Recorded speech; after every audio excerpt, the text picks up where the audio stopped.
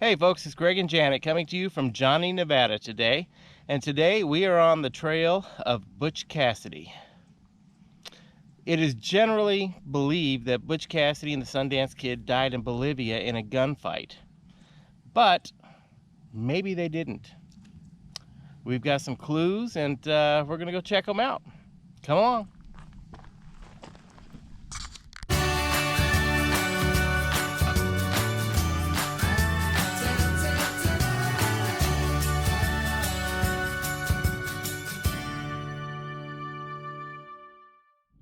All right, folks, this road right here in front of me is Highway 160. And right now we are about 12 to 15 miles north of Pahrump, Nevada, in the small community of Johnnie. Johnnie, Nevada basically sits right over here. You can kind of see the buildings. There's not much left of it anymore. It's basically a ghost town, but it was a mining community. And back in the early 1900s, they had a very prosperous mine just outside of here called the Johnnie Mine. And that's where we're going to be headed. And let's get on the road and check this place out. All right, we just turned off of 160 between mile marker 27 and 28. We turned east onto Butch Cassidy Pass, which Butch Cassidy Pass is basically one of the clues as to the fact that Butch Cassidy spent time here. Nobody knows for sure why this dirt road was named Butch Cassidy Pass. Butch Cassidy's real name was Robert Leroy Parker. Sundance's name was Harry Alonzo Longenbaugh.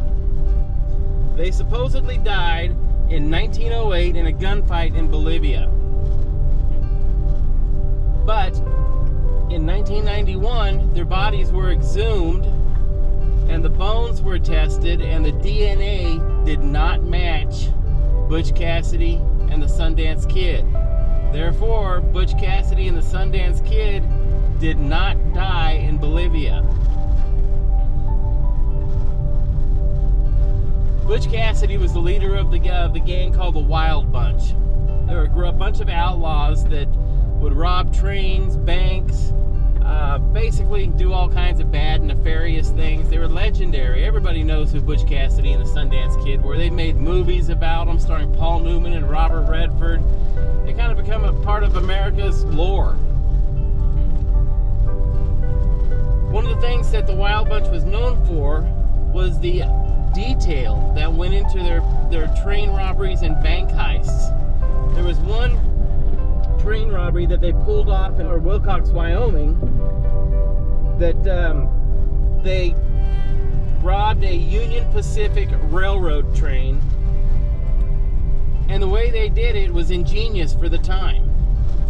They waited at night near the train tracks, and as the train approached, in the dark of the night, Butch Cassidy and the Sundance Kid approached the train as it was coming down the tracks with lanterns in their hands. The conductor of the train, or the engineer of the train, slowed down to a stop, thinking that there might be a train ahead that was blocking the train tracks. When he came to a stop, Butch Cassidy and the Sundance Kid boarded the locomotive. As they did that, the rest of their gang came from out of nowhere in the darkness and began to unhook the locomotive from the train itself. After they got the locomotive unhooked from the train, they told the engineer to pull the train forward and continue on his path. He pulled forward. As he pulled forward, he rolled over a wooden bridge.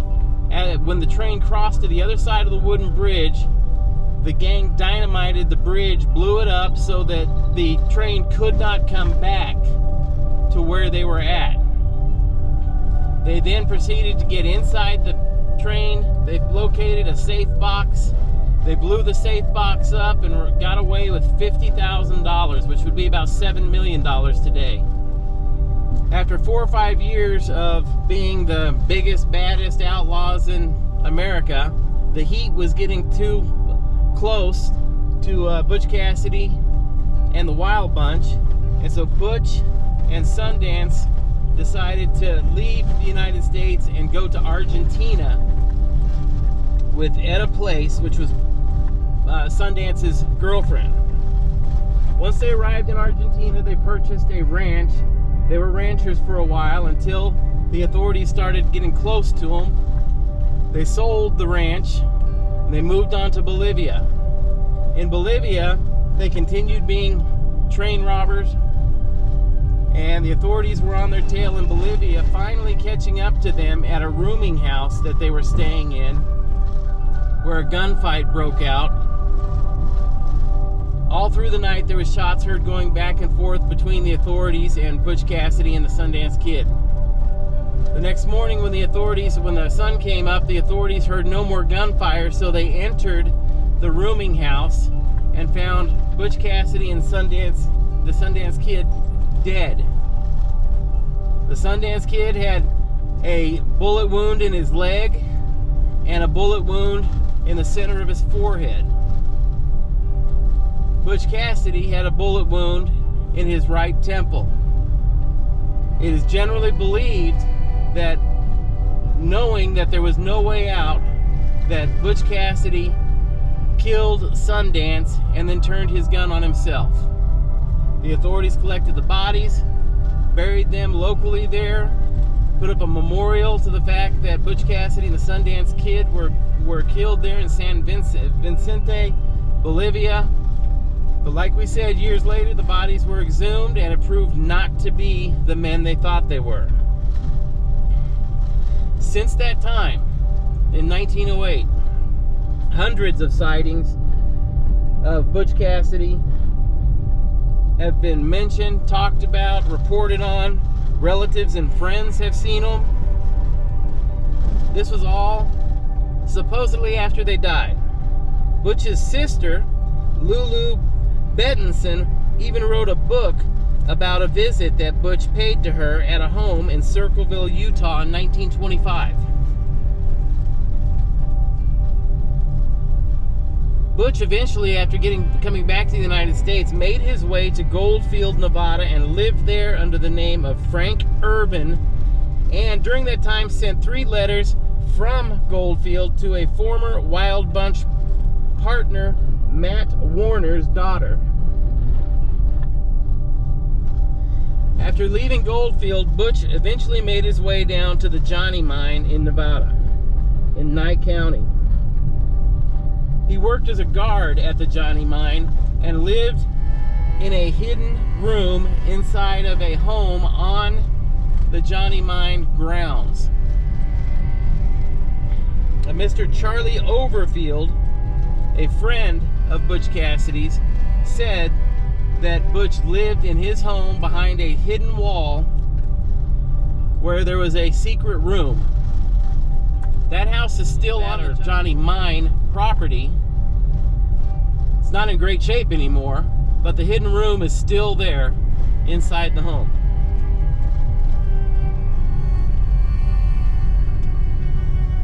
But Butch Cassidy worked at the Johnnie mine with a former member of the Wild Bunch named Elsie Lay. They both worked as guards at the mine. It's said that Butch Cassidy actually died in 1944 in a mining accident involving a large pulley wheel here at the Johnnie mine. The wheel has since been removed from the mine. This has been confirmed by 2 Wild Bunch girlfriends who have spoken about Butch being here at the Johnnie mine. One of the girls visited the Johnnie mine in the 1930s and said that she saw Butch here. Another factor in this whole story is shortly before her death in 1980, Butch's sister made a trip to the mine to see Butch's unmarked grave. The grave is said to be in a small cemetery, all of the graves side by side facing east, except for 2 graves where 2 men or 2 people are buried head to toe facing the North Star. That's a clue to the fact that Butch is in one of those graves. Butch's sister said that she had him buried here facing the North Star because Butch had told her that the North Star had always led him to safety in life, and that it would lead him to safety in death also. So if you go out to the cemetery out at the Johnnie mine, the two graves that are facing the North Star, they're unmarked graves, but the two facing the North Star are going to be Butch Cassidy and a Wild Bunch member that he was buried near. You can tell which graves they are because all the other graves are facing a different direction. Some other clues about the fact that this could quite possibly be where Butch Cassidy is buried are the fact that the road that we're currently on is named Butch Cassidy Pass. Also, William A. Pinkerton, head of the Pinkerton agency that was tracking Butch Cassidy and the Sundance Kid, said that neither of the two men died in Bolivia, and he continued to search for them all the way up until the mid-1920s. Their case was still open 17 years after they supposedly died. That and the numerous sightings of people who said that they saw Butch out at the Johnnie mine, they saw him in Goldfield.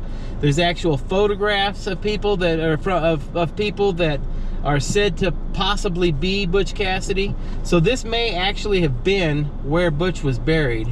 So the Johnnie mine is closed off because they have tunnels on the property that are caving in. It's dangerous. Up here on this hill, you can make out part of the mine, some of the buildings up there. I don't know if you can see this on camera, but right in this area where I'm pointing over here is the head frame for the mine.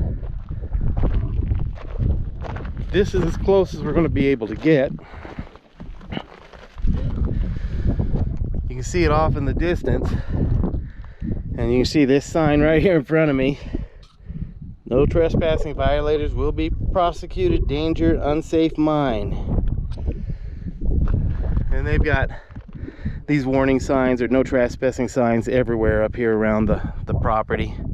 And they pulled millions of dollars out of ore in this mining area.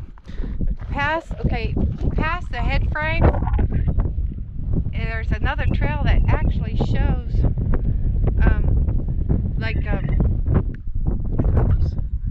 wash plant. Oh. But Mount Sterling's over here. There is a grapevine springs. You can see it does hold water, but who knows if it's full of chemicals and stuff from the mine. Sure, cyanide. Cyanide or something. And you can tell there's lots of wild burros around and wild horses in this area. And way over to the east is actually Mount Charleston. Beyond that is Red Rock. Yes. Okay, and then you were saying something about Butch's grandson had written a book also? Yeah, they called him Little Bill. It was Lulu's grandson, and he's wrote a book, Butch Cassidy, My Uncle. You know, and Lulu wrote her book, you know, my brother, Butch Cassidy. Mm-hmm. And like you said, she came out here to the grave. She came until she died every year to put flowers. Yeah, she was escorted out here one time by a friend, and the friend confirmed that Lulu knew that Butch was buried here, believed he was buried here, and she died not long after that. But Lulu made her swear that she would not tell where Butch's grave was until after her death. That gives a lot of credibility to the fact that he's probably buried here. Yeah. The fact that his sister made the trip all the way out here from Wyoming. Or was it Utah? She was in Utah at the time? Okay. Utah. She made the trip all the way out here to visit his grave, and yeah, that's a long trip. Anyhow, supposedly when she was here, she picked up 2 rocks off of the grave. She placed one in her purse and placed one on the headstone of the grave. And the friend that was out here with her stated that she was not as emotional as she thought she would be. But it had been a number of years since Butch had passed away, obviously. If this was in 1980, it would have been 36 years after the fact that he had passed away. All right, Tim France, that works with the Pahrump Valley Historical Society, actually talked with Charlie Overfield before he passed, and actually saw the house and the hidden room, and Charlie swears it was Butch Cassidy that was staying with him and hiding in that room. But that's pretty cool. And it would have made sense too that when he came back here that he would have ended up in mining towns. That's where the money was. That's where the money was, exactly. And if you're a bank robber or a train robber, you follow the money. And everybody at the time was in Goldfield at the same time that Butch Cassidy was. Wyatt Earp was supposedly there in town at the time. Virgil Earp was there. There was a lot of well-known gunfighters and lawmen that were drawn to these mining towns. Right.